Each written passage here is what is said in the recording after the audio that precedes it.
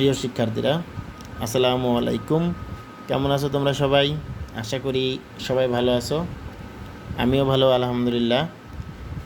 গত ক্লাসে আমরা অনুশীলনী 9 শুরু করেছিলাম, কিছুটা এগিয়েও গিয়েছিলাম। শর্ট কোশ্চেনে অনেক নিয়মগুলো শেখানো শেষ তোমাদের। আর আজকের ক্লাসের জন্য বলেছিলাম যে সূত্রগুলো মুখস্থ করবে, যে সূত্রগুলো দিয়ে আমাদের আসল, মুনাফা, মুনাফার হার এই জাতীয় অঙ্কগুলো করতে লাগবে।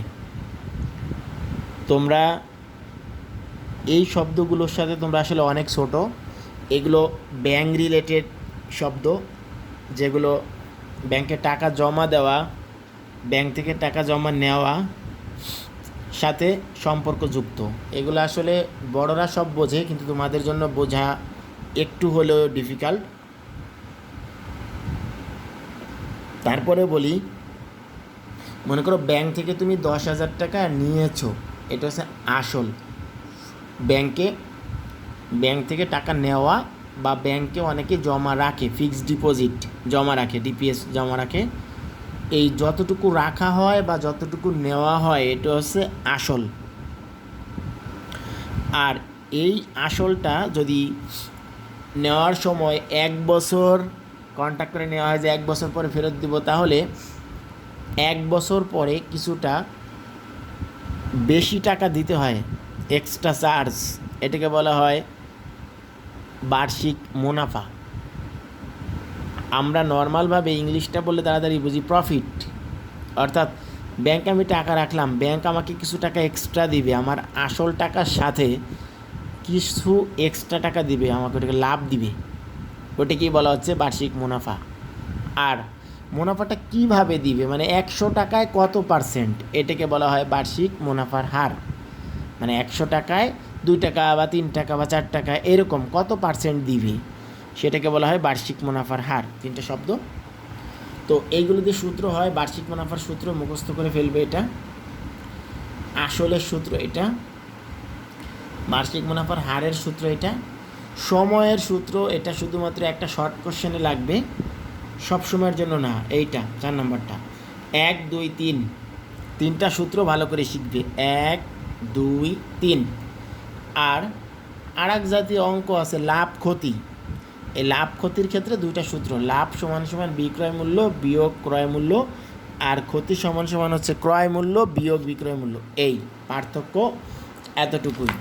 তো এখন আমরা সূত্রগুলো দিয়ে 2-একটা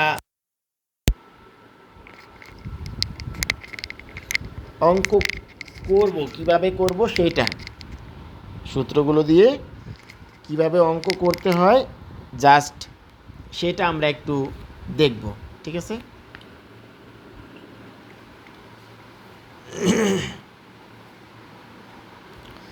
আমাদের যোগ্যতা ভিত্তিক অঙ্কের মধ্যে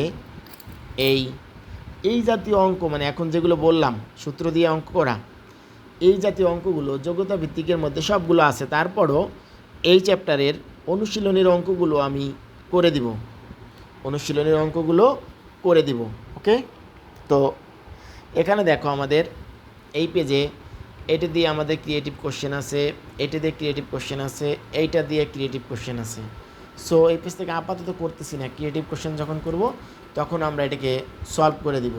তো এখান থেকে আমরা পেজ নাম্বার 96, এইখানে দেখো P1, পেজ নাম্বার 96 P1, এখানে বলছে আসল কত ছিল। তার মানে আসলের যে সূত্র, ওই সূত্র দিয়ে তোমাকে এই অঙ্কটা করতে হবে।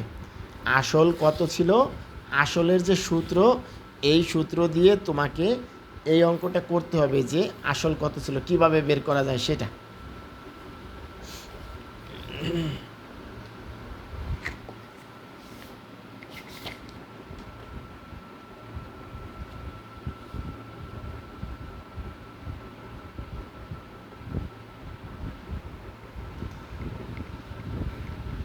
এই যে দেখো অঙ্কটা হচ্ছে তোমার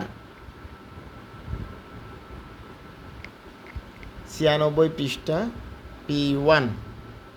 ওকে? এই উপরের অঙ্কটা, এইটা 96 পৃষ্ঠা P1 দাগ দিয়ে রাখলাম। সব অঙ্ক করতেছি না, যেটা যেটা করতেছি দাগ দিয়ে রাখতেছি। P1 এখন অঙ্কটা দেখো, সমাধানটা দেখো।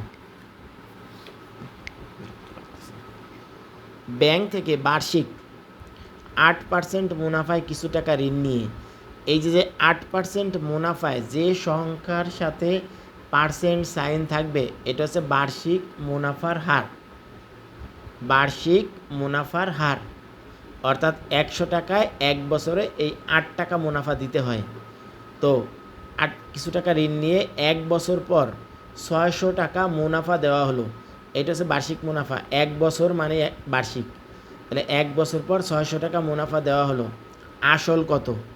এখন তুমি যে সূত্রটা শিখেছো এইখানে সূত্রের মধ্যে দেখো, আসলের সূত্র হচ্ছে এইটা 2 নাম্বার, আসল সমান সমান বার্ষিক মুনাফা গুণ 100 ভাগ বার্ষিক মুনাফার হার, এই দাগটাকে ভাগ বলে। এখানে বার্ষিক, এই অঙ্কটার ক্ষেত্রে বার্ষিক মুনাফা হচ্ছে 600, বার্ষিক মুনাফার হার হচ্ছে 8, আর অঙ্কের মধ্যে তো 100, সূত্রের মধ্যে তো 100 আছে। এটা এই সূত্র দিয়ে আমরা অঙ্কটা করব। তো নিয়মটা দেখো করার, একটা দুইটা দেখলেই তোমাদের কাছে একদম ইজি হয়ে যাবে বিষয়টা। দেওয়া আছে বার্ষিক মুনাফার হার 8%। এটা আমরা কোন জায়গা থেকে নিলাম কথাটা? এই একজন বিক্রেতা না, এই যে বার্ষিক ব্যাংক থেকে বার্ষিক 8%, এইটা হচ্ছে বার্ষিক মুনাফার হার 8%, এটা এখান থেকে নিলাম। এই হচ্ছে বার্ষিক মুনাফার হার 8%। বার্ষিক মুনাফা 600 টাকা, এখানে লেখা আছে 1 বছর পর 600 টাকা মুনাফা দিল। 600 টাকা আসল কত? মানে আসল বের করতে হবে। আমরা জানি আসল সমান সমান বার্ষিক মুনাফা গুণ 100 ভাগ বার্ষিক মুনাফার হার, সূত্রটা আমরা ওখান থেকে নিলাম। এখন মান বসাই, দেখো বার্ষিক মুনাফার মান হচ্ছে 600, আর 100 তো এখানে ছিলই, আর বার্ষিক মুনাফার হারের মান হচ্ছে 8 বসালাম।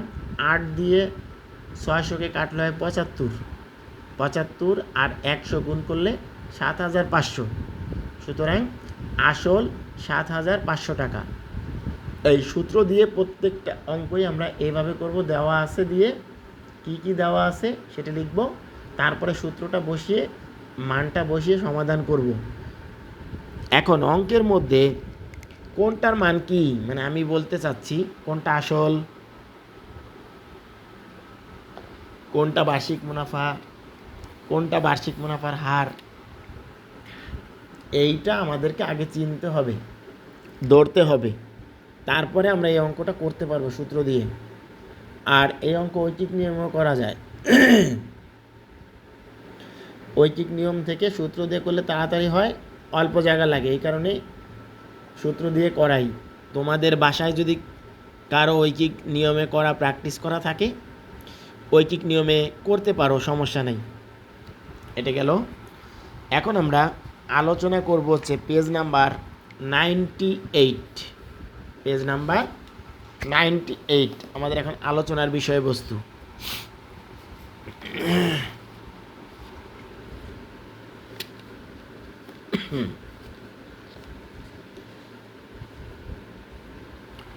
এটা হচ্ছে আমার 98 পেজ, আর এটা হচ্ছে আমার বইয়ের পেজ। 98 পেজের শুরুতেই দেখো লেখা আছে লাভ ক্ষতি, মানে এখানে লাভ ক্ষতি সম্পর্কিত।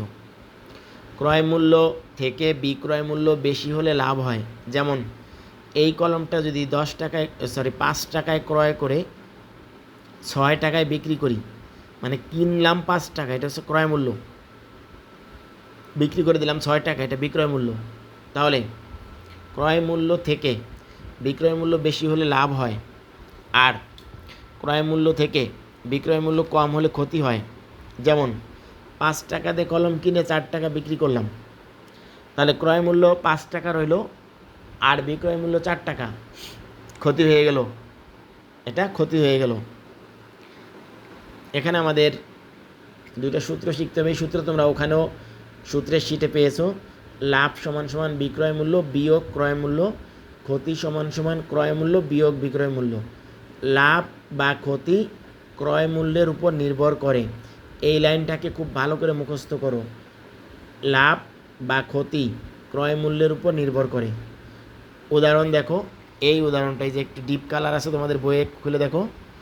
একটি কলম 50 টাকায় ক্রয় করে 56 টাকায় বিক্রয় করা হলে লাভ কত পার্সেন্ট হবে, মানে শতকরা কত লাভ হবে। তো উদাহরণ দেখো, একটি কলমের ক্রয় মূল্য হচ্ছে 50 টাকা আর বিক্রয় মূল্য হচ্ছে 56 টাকা। যদি বিক্রয় মূল্য বেশি হয় তাহলে লাভ হবে, যদি বিক্রয় মূল্য বেশি হয় তাহলে লাভ হবে। তো বিক্রয় মূল্য হচ্ছে 56, ক্রয় মূল্য 50, অবশ্যই লাভ হয়েছে। কয় টাকা? 6 টাকা। এইখানে তোমার লেখা আছে দেখো, লাভ ও ক্ষতি ক্রয় মূল্যের উপর নির্ভর করে। এই অঙ্কটার ক্ষেত্রে ক্রয় মূল্য 50 টাকা, তাহলে আমরা শতকরা লাভ কেমনে বের করবো দেখো, 50 টাকায় লাভ হয় 6 টাকা, 1 টাকায় কত, 100 টাকায় কত, ঐকিক নিয়মে কাটাকাটি করবা, 12 টাকা। শতকরা লাভ যেহেতু বলছে, উত্তর হবে 12%, উত্তর হবে 12%। এই এক্সাম্পলের 1 নাম্বারটা শেষ হয়ে গেল। এবার 2, এটা এখানেও করা আছে, একটু অন্য নিয়মে করা। একটি খাতা 15 টাকায় ক্রয় করে 12 টাকায় বিক্রি করা হলে ক্ষতি কত পার্সেন্ট হবে? পার্সেন্ট মানে শতকরা কত ক্ষতি হবে। কিনছে 15 টাকায়, বিক্রি করছে 12 টাকায়। নর্মালভাবে পার্সেন্ট না, নর্মাল ক্ষতি হচ্ছে কত? 3 টাকা। 15 টাকায় কিনে 12 টাকায় বিক্রি করলে 3 টাকা ক্ষতি হয়। তাহলে ক্রয় মূল্য হচ্ছে এটা, এত টাকায় ক্ষতি হয় 3 টাকা, 1 টাকায় কত, 100 টাকায় কত।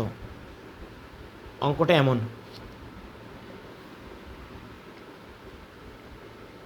দেখো, একটি খাতার ক্রয় মূল্য 15 টাকা, বিক্রয় মূল্য 12 টাকা, সুতরাং ক্ষতি 12 বিয়োগ 15, 3 টাকা। শতকরা ক্ষতি এইভাবেও বের করা যায়, এইভাবেও বের করা যায়। দুটো নিয়মই তোমাদের শেখানোর জন্য দুই নিয়মে করেছি। এই শতকরা ক্ষতি বলতে বোঝায় তোমার এখানে 15 টাকায় ক্ষতি হয় 3 টাকা, অর্থাৎ 15 নিচে 3 উপরে। শতকরা ক্ষতি বললে 100 দিয়ে গুণ করে এখানে পার্সেন্ট সাইন দেবা। এই যে তোমরা বিকল্প পদ্ধতি ব্যবহার করবে, এখানে এটাকে বিকল্প পদ্ধতি বলা হচ্ছে। আবার এই আরেকটা পদ্ধতি আছে, এটার বিকল্প এটা বিকল্প পদ্ধতি বলে। বিকল্প পদ্ধতিতে শর্টকাট বের করা যায় দ্রুত। এই কিন্তু বুঝতে হবে বিষয়টা, কিন্তু বুঝতে হবে, সাজাতে হবে। সাজাতে না পারলে শর্টকাট করতে গিয়ে আরও অঙ্কের নাম্বারই কাট হয়ে যাবে। ঠিক আছে, এই কারণে আগে তো সাজানো শিখতে হবে, অঙ্ক রেডি করতে হবে, তারপর না শর্টকাট করতে গিয়ে যদি নাম্বারই কাট করতে সব কেটে যায় তাহলে তো লস। তো তোমরা শতকরা এভাবে বের করতে পারো, অথবা যে এইভাবে লিখে করবা। ওই অঙ্কটার মতো যদি এখানে লেখো তাহলে লিখবা 15 টাকায় ক্ষতি হয় 3 টাকা, 1 টাকায় কত, 100 টাকায় কত, এইভাবে বের করবা। উত্তর হবে 20%। ওইভাবে করলেও 20%ই আসবে। ঠিক আছে, তো এটা গেল আমাদের লাভ ক্ষতি কীভাবে বের করতে হয়। এরপরে এই পেজে দেখো, তোমার একজন বিক্রেতা কারখানা থেকে একটি মেশিন 15% লাভে মেশিনটি 55,200 টাকায় বিক্রি করলেন। মেশিনটির ক্রয় মূল্য কত? আর বাকিটুকু লাগবে না, এইটুকু কেটে দেবা। এখান থেকে একেবারে এই পর্যন্ত এগুলো লাগবে না। অঙ্ক এখানেই শেষ, তারপরে সমাধান। ঠিক আছে, তাহলে অঙ্কটা কি? একজন বিক্রেতা কারখানা থেকে একটি মেশিন ক্রয় করে 15% লাভে মেশিনটি 55,200 টাকায় বিক্রি করলেন। মেশিনটির ক্রয় মূল্য কত? এগুলোর সমাধান এভাবে করবা। 15% লাভ বলছে, হেডলাইন 15% লাভে ক্রয় মূল্য 100 টাকা হলে বিক্রয় মূল্য 100 যোগ 15, এখানে 15% লাভ বললে যোগ হবে, ক্ষতি বললে বিয়োগ হবে, কম বললে বিয়োগ হবে। ঠিক আছে, ক্ষতি আর কম এক জিনিস।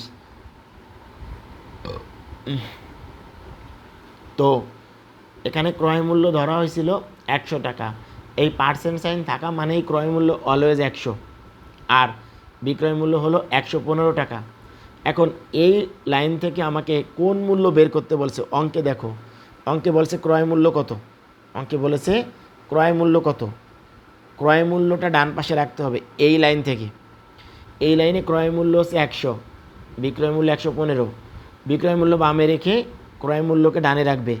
তাহলে বিক্রয় মূল্য এখান থেকে এই লাইন থেকে 115 টাকা হলে ক্রয় মূল্য 100 টাকা, বিক্রয় মূল্য 1 টাকা হলে কত, বিক্রয় মূল্য 55,200 টাকা হলে কত, ঐকিক নিয়মে সাজাবে। এরপরে এই 115 55,200কে সরাসরি কেটে দিলে 480 হয়। না কাটতে পারলে ভাগ করবে, না কাটতে পারলে ভাগ করে নিবে। তো 480কে 100 দিয়ে গুণ করলে 2টা শূন্য বাড়ে, উত্তর হলো 48,000 টাকা। তার মানে মেশিনটি তোমার বিক্রি করছে 55,200 টাকা, আর কিনেছিল হচ্ছে 48,000 টাকা দিয়ে। 48,000 টাকা কেনার জন্য তার লাভ হয়েছে, কারণ বিক্রি করছে 55,200 টাকা। এই হচ্ছে ব্যাপার। এরপরে আমাদের 98 পেজের কাজ শেষ। আমরা 99 পেজের অঙ্কগুলো একটু দেখব। তো এই ক্ষেত্রে তোমার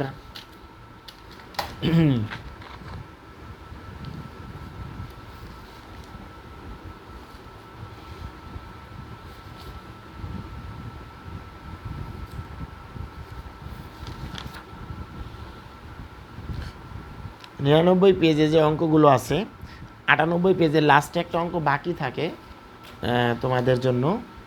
সেটা হচ্ছে এই যে আর একজন বিক্রেতা ক্রয় মূল্যের চাইতে 12%, নিচেরটা দেখো, 12% কমে 7,040 টাকা একটি টেবিল বিক্রি করলো। টেবিলটির ক্রয় মূল্য কত? এটাও ক্রয় মূল্য চেয়েছে, এটাও ক্রয় মূল্য চেয়েছে। এটার সমাধানও আমাদের এখানে আছে। 98 E1 দেখো, এই কীভাবে করব, এই 12% কমে, কম মানে হচ্ছে ক্ষতি, 12% কমে মানে হচ্ছে ক্ষতিতে। ক্রয় মূল্য 100 টাকা হলে বিক্রয় মূল্য হবে, ক্ষতি মানে বিয়োগ, 100 থেকে বিয়োগ হবে 88 টাকা। এখন এখানেও আমার ক্রয় মূল্য চেয়েছে, বিক্রয় মূল্য কিন্তু বের হয়েছে 88 টাকা। তাহলে বিক্রয় মূল্য 88 টাকা হলে ক্রয় মূল্য 100 টাকা। এই লাইন থেকে বিক্রয় মূল্য 1 টাকা হলে কত, বিক্রয় মূল্য 7,040 টাকা হলে কত, ঐকিক নিয়মে সাজাবে। এই 88 দিয়ে 7,040কে কাটলে 80 হয়, 88 দিয়ে 7,040কে কাটলে 80 হয়। 80কে 100 দিয়ে গুণ করলে 8,000 টাকা, এই জন্য উত্তর 8,000 টাকা। এখন এই টাইপের যে দুইটা অঙ্ক আমি এখন করলাম, এই টাইপের দুইটা অঙ্ক আছে আমাদের 99 নাম্বার পেজে। এই টাইপের দুইটা অঙ্ক আছে আমাদের 99 নাম্বার পৃষ্ঠায়। যেমন এই দেখো, ফার্স্ট ওয়ান, একটি দোকানে 1800 টাকার পণ্য মানে মালামাল 20% কমে বিক্রয় করা হলো, পণ্যটির ক্রয় মূল্য কত? এখানে কিন্তু একটি দোকানে 1800 টাকার পণ্য মানে হচ্ছে ওইটা কিনেছিল 1800 টাকা দিয়ে, এটা 20% কমে বিক্রি করছে, এখন বিক্রয় মূল্য বের করতে হবে। এখানে আমাদের আগের দুটো অঙ্কে ক্রয় মূল্য বের করতে হয়েছে, এটা বিক্রয় মূল্য, পরেরটা আবার ক্রয় মূল্য বের করতে হবে।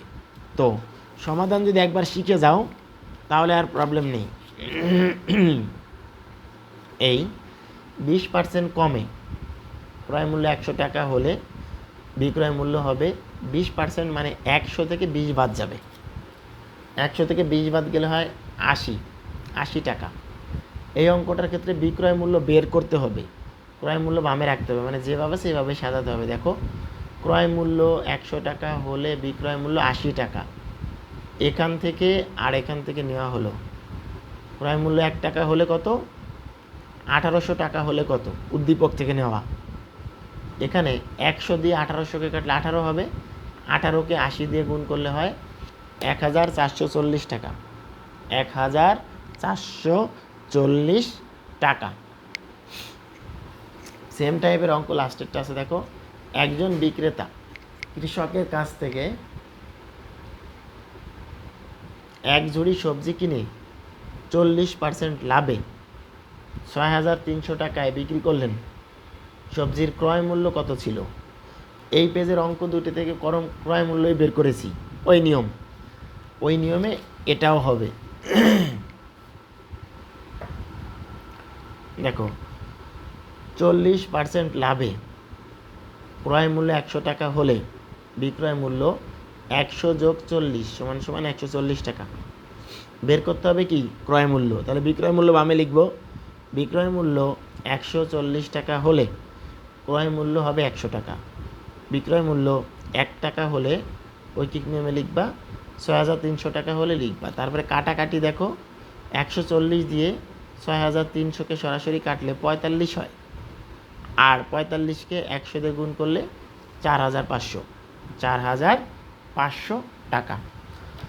এই ক্রয় মূল্য বিক্রয় মূল্য সংক্রান্ত আমাদের বইয়ে টোটালি 4টা অঙ্কই আছে। এই পেজে 2টা C1 P1 আর এই 99 পেজে 7, 8। এই 4টা অঙ্কের নিয়ম প্র্যাকটিস করলেই ক্রয় মূল্য বিক্রয় মূল্য সংক্রান্ত অঙ্ক যদি আসে তুমি অ্যান্সার করতে পারবে। এখন আমরা দেখব তোমার 99 পেজের 2 থেকে 6 পর্যন্ত যে অঙ্কগুলো সবগুলো দিয়ে সিকিউ আছে, সবগুলো অঙ্ক দিয়েই সিকিউ আছে। তার মানে এই প্রত্যেকটা অঙ্কই আমাদের সিকিউর মধ্যে আছে, প্রত্যেকটা অঙ্কই সিকিউর মধ্যে আছে। সিকিউ মানে তোমরা জানো ক্রিয়েটিভ কোশ্চেন। দেখো এই খালি ঘরটা হচ্ছে তোমার শর্ট কোশ্চেনের জন্য। আগেই তোমাদের বলেছিলাম, মনে করে দেখো, ওই দিন এই খালি ঘরের রিলেটেড যে অঙ্কগুলো ওই দিন বোঝানো হয়েছিল, অন্য প্রথম অঙ্কগুলো করানোর সময় এটা অনুশীলনীতে সেম জিনিস আছে, ওই নিয়মে করে ফেলবে, সেম নিয়মে বের করে ফেলবে। চেষ্টা করলেই হবে, মানুষ পারে না এমন কিছু নাই, চেষ্টা করলে তোমরা চেষ্টা করলেও পারবে আশা করি। তাহলে 2 নং অঙ্কটা দেখো। 2,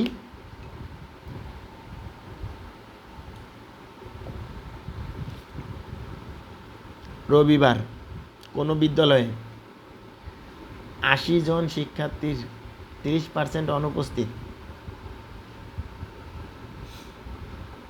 ওই দিন উপস্থিত শিক্ষার্থীর সংখ্যা নির্ণয় করো। অনুপস্থিতির পার্সেন্টেজ দেওয়া আছে, উপস্থিতটা বের করতে বলছে। তো 30% অনুপস্থিত মানে হচ্ছে 100 জনের মধ্যে অনুপস্থিত 30 জন। 100 জনের মধ্যে অনুপস্থিত 30 জন। দেখো এই 30% অনুপস্থিত, অর্থাৎ 100 জন শিক্ষার্থীর মধ্যে অনুপস্থিত 30 জন। 1 জনের মধ্যে কত? 80 জনের মধ্যে কত? টোটাল শিক্ষার্থী ছিল 80 জন, 24 জন। তাহলে এই 24 জনের মধ্যে 80 জনের মধ্যে অনুপস্থিত 24 জন। তাহলে উপস্থিত কত? 80 থেকে 24 বাদ দিলে উপস্থিতটা বের হয়ে যাবে। 80 থেকে 24 বাদ দিলে উপস্থিতটা বের হয়ে যাবে 56। এটা দিয়ে আমাদের যোগ্যতা ভিত্তিক অঙ্ক আছে, তখন বাকিটা একদম বোঝা যাবে। নেক্সট ওয়ান,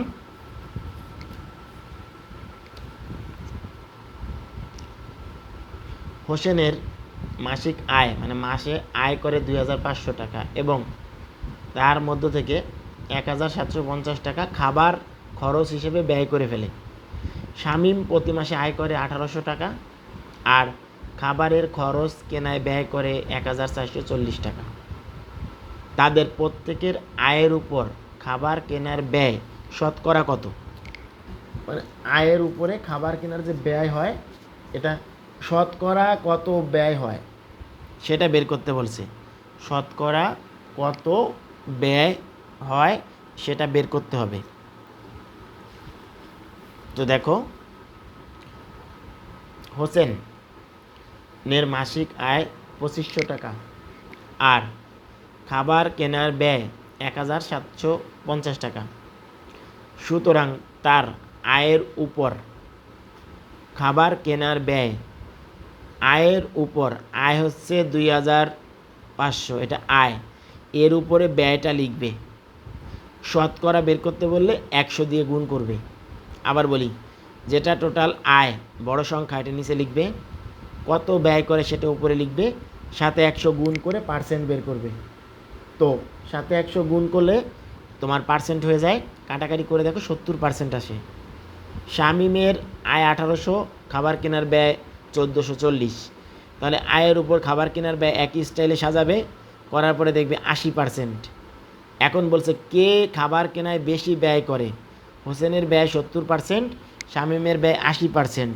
পরের পেজে আমরা এটা সমাধান করব কে বেশি ব্যয় করে সেই হিসেবে। তো এখানে তোমার ক হতে পাই, এটার পরের পার্ট 2 নং পার্টটা, হোসেনের শতকরা ব্যয় 70 আর শামীমের শতকরা ব্যয় 80%। 80% থেকে 70% ছোট, বা 70 থেকে 80% বড়। তাহলে আনুপাতিকভাবে, আনুপাতিক মানে তুলনামূলকভাবে কে বেশি ব্যয় করে, শামীম বেশি ব্যয় করে। শামীমের ব্যয় 80% আর হোসেনের ব্যয় 70%। যে বেশি ব্যয় করে সে হচ্ছে শামীম। তো শামীম খাবার কেনায় বেশি ব্যয় করে, উত্তর শামীম। নেক্সট 4 নাম্বার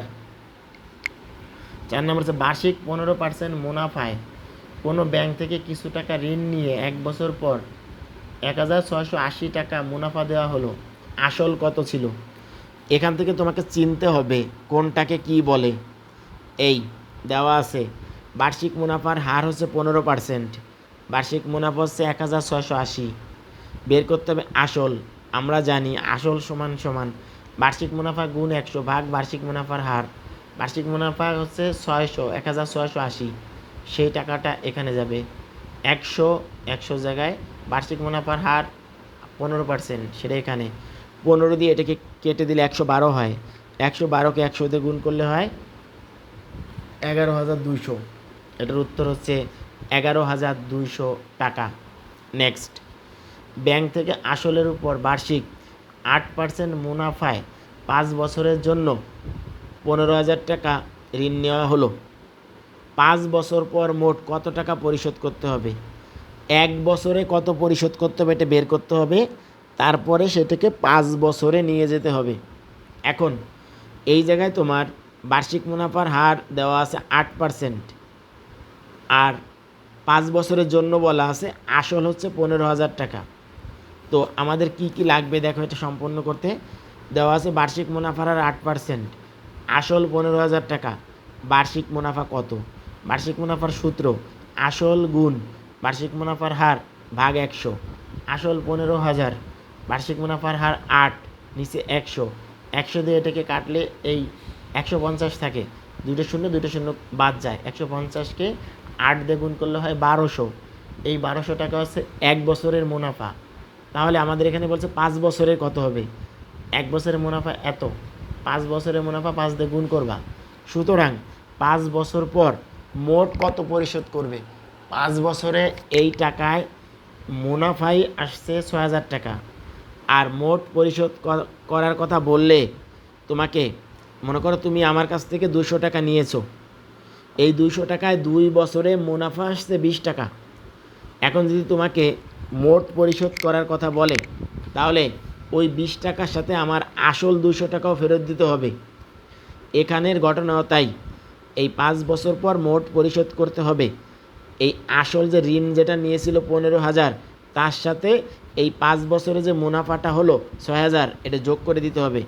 15 আর হলো 6, 21,000 টাকা। এটার উত্তর এটাই। আর একটা অঙ্ক বাকি থাকলো 6, সময়ের অভাবে এটা আমরা আগামী ক্লাসে 6 সমাধান করে তারপরে যোগ্যতা ভিত্তিক শীট শুরু করব। এই প্রত্যেকটা অঙ্কই যোগ্যতা ভিত্তিক শীটে আছে, তোমাদের তখন আবার করতে একটু ইজি হবে। ওকে, তো আজকের ক্লাসটা এখানেই শেষ করতেছি। ভালো থাকো তোমরা, আল্লাহ হাফেজ।